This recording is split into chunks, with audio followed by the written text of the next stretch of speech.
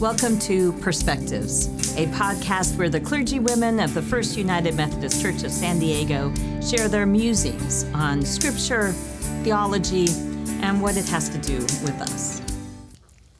Welcome to Perspectives, the podcast of the First United Methodist Church of San Diego.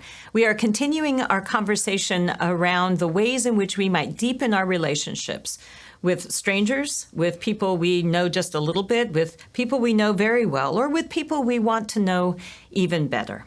I'm Reverend Trudy Robinson, and I have a guest with me today. I am thrilled to invite and welcome to this space the director of the New Life Counseling Center, Sheilah Cameron. Sheilah, welcome. Thank you for having me. I'm always pleased to come and talk with you, especially about mental health and the intersection between mental health and wellness and faith. Mm-hmm. So these are important conversations. So thank you for having me. I'm honored. You always fill us with wisdom. Oh, so thank you. Glad you're here. Yeah. And this is an area, I think, when we're trying to ask what somebody needs, that we don't do it very well. I mean, we know somebody needs some help, and sometimes we might not even know, but if we sense that there's something somebody needs and we ask, how are you doing? How do we move that conversation beyond, oh, fine? Yeah. How do we dig deeper? It's so hard because we are a rushed, busy culture that, oftentimes that's the easiest thing to do is just to, give a fine and to leave it at fine and to take that and be okay with that. And, there are times when the culture is rushed that sometimes we aren't expecting anything more than fine when we ask, how are we? We're surprised. Yeah. So when people actually tell us exactly how we're doing. Exactly. And then it's almost like we're startled that people are actually being authentic and real. Yeah. But I think we need to slow down and we need to be willing to engage. And oftentimes it's okay to keep it surface level, to expect the fine, how are you doing? Or, hey, how's it going? That's okay to expect a fine and then to leave it at that. I think when we're wanting to really deepen a connection with somebody and kind of take it there, to that next space, that we will be really mindful of the time, the place, the people around, and then we'll ask not general close-ended questions like that, like how you doing? Right. But we'll ask more open-ended specific questions. Yeah. So then those questions might be, what are you most excited for this summer? Okay. And what are the ups and downs of your week, right? When you know that you have a little bit more time on your hands, and maybe they might too, because we also want to be mindful of their time. Yeah. When they're rushing to work and they have like screaming kids on them, that's not the time. But if we're just kind of hanging out in between events or after church service or when we have that time and we've identified that this person is somebody who I might want to get to know more, or we've kind of been trying to deepen that connection, that we might want to be a little bit more specific in our questioning. Even things like, hey, how can I pray for you? That is so simple. And I love the invitation to just be mindful of that person's time as well. Yeah, that's really the foundation of friendship, really, is to care for one another in the way in which we want to be cared for. Great ideas. So can I hold on? Yeah, please. Can I also say when we ask, that's an invitation for that person to be vulnerable and to offer themselves a little bit wholly to us. And with that, there's this responsibility to be listening actively, to actively listen and to put down our devices and to look them in the eye and to hold space for them so that they can divulge in a way that they feel comfortable and safe. Because other people's stories are sacred, other people's past, what they come with. Oftentimes, people have good reason for holding back and not divulging. So when we do hear from them, it's important that we honor that space. And it's a privilege and it's a gift that they're giving us. So to be really a good listener when we finally do get that deeper chunk. That is so important, and that resonated with me. I mean, as you're talking, I'm thinking about the times that somebody that I have wanted to get to know better will ask me, how are you doing? And then I'll see their attention go elsewhere, or I'll know they're not really listening. And boy, that door is shut fast for me. Okay, I know how this is. That's not what you expected. Okay, I'll back off a little because bit. it's not authentic. That's right. Then That's it's like, right. okay, they don't really want to know. Yeah. So then that trust then is not there. Then it's going to take time to really build that trust back up. So it's kind of like a first impression in a way that you really have to show up and be there for that person if they're going to be, if trust is going to be built and they're going to be able to go to that deeper place with you. Yeah. As a pastor, I have a lot of folks that will come up and try and tell me something really important on a Sunday morning. Oh gosh, yeah, Right. you get that. And I confess there are times when I am giving them very clear signals that this is not a good time. And I do that intentionally. I mean, I feel bad a little bit. But I'll be like halfway looking one way and halfway the other. Really, and I can't imagine why they're still talking. Yes. No, totally. But I've gotten better to claim that space for myself. I've gotten better to be able to say, I've learned how, being pastor this long, to say, I really want to hear what's going on with you, but I've got to tend to something. Can you give me 5 minutes and I'll find you? Something like that, And so I think it's a responsibility for both people. Totally. It's a dance. We have an agency, right? Both of us, That's right. And it is a dance. Yeah. And it's easier for some people to get those cues, like this isn't a good time. And some people, it takes more practice. So you're doing your job to kind of let them know, like, I'm not in that space. And that's okay. If you're wanting to go deep with somebody and they're not in that space and they're, but they want it. Right. It's just not the right time. Keep pursuing and keep trying. It's so important to keep trying. Maybe it's not the right time. Maybe it's not the right season of life. Maybe it's not the right year. But to reach out then via email, send them a text. But it is that dance back and forth. So, okay, after we've asked how somebody is, and hopefully there is some vulnerability, and we learn that they're going through something horrible, that, they've been to the doctor and the news isn't good, that somebody they love is coming to the end of their life. I have so many times said, and I know better, well, let me know if there's anything I can do. And that feels like it might be very genuine, but at the same time, it really doesn't do much. And could there be some other ways to offer our help, our sympathy, whatever? What do you suggest in those scenarios? It's well intended. I think we also have to give each other grace, that these are hard times, they're hard conversations. These are really difficult situations to engage with one another in. So to give each other grace. But, the issue with you let me know, you griever, let me know what you need. Is that puts all the responsibility on the person whose world has been turned upside down. Either with a severe diagnosis that they're dealing with for themselves or a loved one, or the passing of a loved one in their life. That puts all that responsibility on you tell me, and then I'll be here, versus a more empathetic approach might be, okay, what I'm going to put myself in that person's shoes. Yeah. And I know a little bit about their life, maybe. I know that they have kids. I know that, they have to do pickups and drop-offs. I know that they have to get meals ready. Just the basic things, transportation and meals. So if we're empathetic about it, then we could almost anticipate what their needs would be. What would I need if I were Trudy and she was dealing with this grief? I'm going to go ahead and offer those specific things. I'm going to say, let me get lunch for you, this Friday. Is that okay? And no, I don't need.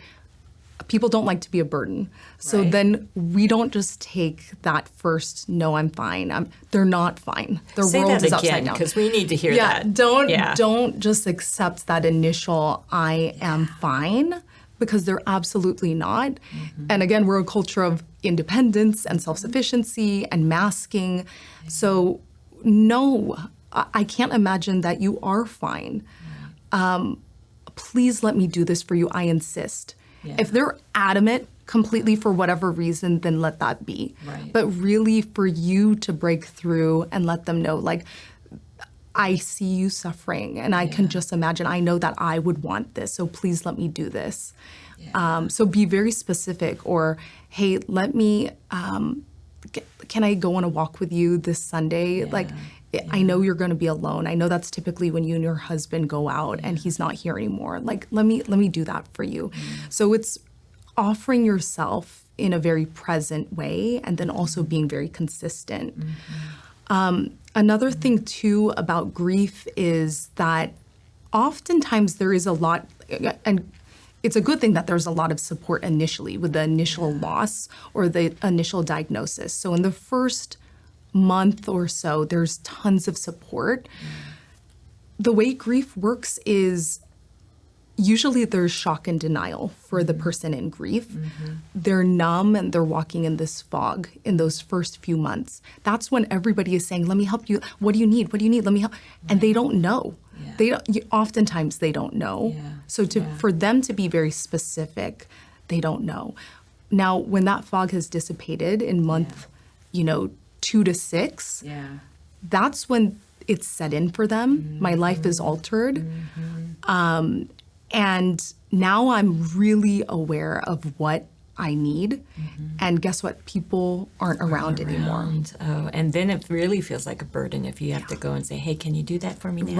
Right. But we have to even get really great at advocating for ourselves. So it goes both ways, So then to love one another, we still stick around in the months after. We're consistent, and then for us to really get great at advocating for what we need and reaching out and know we're not a burden. All of this, you said it at the very start of this episode. It takes time, and we're so busy.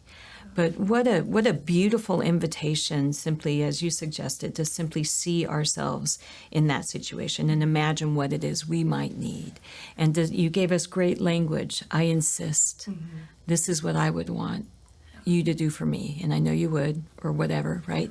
That's so beautiful. And I say, let me know if there's anything you need. And my goodness, what an arrogant statement when you think about it. It's well intended. It is well intended. But it really does, as you framed it, it puts that other person, the burden on that other person that you're trying to help, and puts you as the one who they're helping. Help guide me to help you. Exactly. As if in this moment of crisis in their life, they're going to be thinking of me. Right. Oh my goodness, right? That's that. Thank you so much for that. That's amazing advice. Sheilah, I have to tell you, we talk in this way. We've done this a couple of different times. And every time I hear you talk, you make me feel better. You make me want to be a better person and a more caring and thoughtful, because you have such grace and such pragmatic information that, I'm going to promise to slow down and use even more of it. And it's always easier said than done, so I even have to catch myself with actually living these things out. And I have to give myself grace too. A friend of mine lost somebody recently, and it's been, over a week since I reached back out, and I reached out last night because I caught myself, so it's not about perfection here. We're expect to not do this perfectly. There's no perfect way to do it. We just do the best we can when it comes to us, when we think of that person. And that's all we can do. And I think that's really wise to be able to just give yourself permission to let that time, happen, because it will, that you haven't reached out. But when you remember, do it, to give yourself the space to be able to go to that person and say, "Ooh, I'm sorry, I haven't reached out, but I thought of you now, and tell me now," because it's never too late with those kinds of things. I've had people reach out to me later than what I would have hoped. But that reaching out in and of itself was so important. So thank you. And it's gonna be messy. Sometimes people don't reach out at all because it's like, I'm gonna say the wrong thing, so I'm just not gonna say anything at all. Yeah. Yeah, exactly. And sometimes it's okay to even just say, I don't even know what to say. That's exactly right. Right? For you to say, I hate that this is happening to you. I don't even know what to say, but can I just sit with you? Can I sit with you and sit with them and have them tell you, or sit in silence, or be with them, hold space for them as they cry, or even cry with them.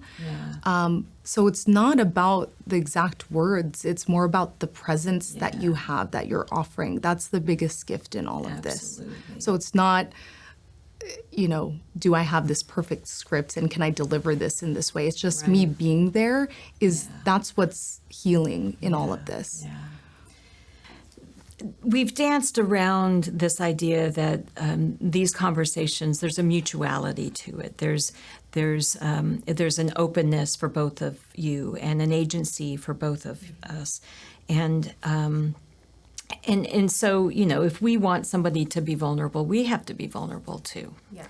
And some of us are better at that than others. And I'm just wondering if there's any kind of advice you could offer that might be some practices that will allow us to, let our guards down and to tiptoe into vulnerability and to be able to accept help from others. I know so many of the people in caring ministries of churches I have served have been the last to tell us when they're going through something because they don't want to accept the help. So how do we put ourselves in that position? Anything you would suggest? Yeah, it is really hard to be vulnerable, but it's so necessary. It's so necessary for deepening a relationship, for understanding yourself fully. Hi there, it's Reverend Brittany, and I have a favor to ask. If you're enjoying this episode of Perspectives, well, please be sure to like, follow, subscribe, share, and leave us a review. This helps make sure that others like you can get into the conversation as well. And if you'd like to support our ministry, you can give online. Visit fumcsd.org/give online. That's fumcsd.org/give online. Now let's get back into the conversation. So we first need to ask for help with the small things. We need to practice asking for help and being vulnerable in small ways before we can ask for help and be vulnerable in the big things. We will benefit also from adopting this notion that being vulnerable is an act of bravery instead of being weak. So putting yourself out there and asking, it not only helps you, but it models to other people that it's okay to struggle and it's normalized. So that's a gift you're giving yourself, but then you're also giving everybody around you, especially when you're in a position of leadership, to be vulnerable and ask and say, I am struggling here. I need some help, or I would love some insight. I feel lost. And oftentimes, you know, it's hard for people to be vulnerable when we are the caregivers, like you said, or when we were known to be the independent, kind of responsible ones in the family. That's often it's often hard for those individuals to embrace being vulnerable. Yeah, we have our roles, and they are our identity. And if you're already struggling with something, you don't want your identity to go too, right? So I can see how those roles really would prevent some vulnerability there. Right. Yeah. I mean, the small things. I know that there have been times that I've just simply put out on my Facebook post for friends, rough week, I could use your prayers. And, you know, I mean, how vulnerable is that? It's not all that vulnerable, right? But gosh, even just, it's not that vulnerable, but it took me a minute to actually put that out there, right? But then to see... But that could be big for you. Exactly. You know? Exactly. So yeah. then the people that know you will then DM you, text you late at night, hey, what was that about? That's you know? right. So that's that right. is an act of bravery and vulnerability in its own way. We all have our different boundary, I guess, around that. But yeah, I mean, it that little reaching out when people did respond, praying for you, you know, or tell me what this is about in a private message, it meant so much to me, and it made it better. Yeah. Right.